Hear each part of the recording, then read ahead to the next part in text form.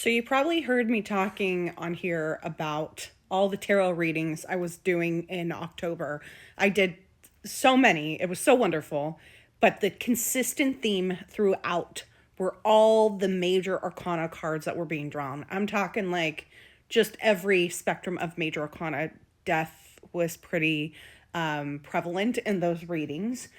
And when we get these major themes, right, this is big life shit. This is stuff that you can't turn your face away from. That is just like glaring you in the face saying like it's time to make a change, right?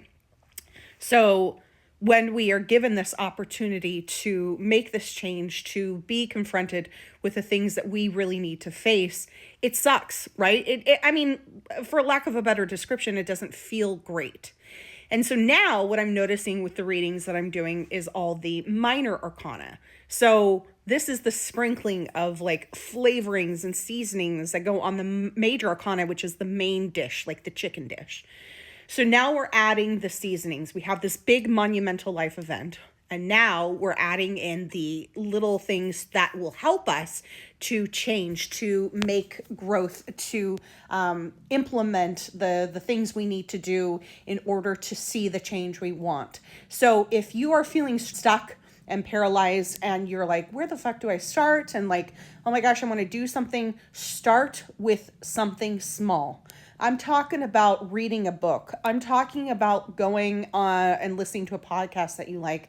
Because perfectionism will say, go big or go home. And then we get paralyzed because we think of all these things. And we don't have the will or the drive right now to do that. So then we end up like not doing it. And then we feel shittier about ourselves.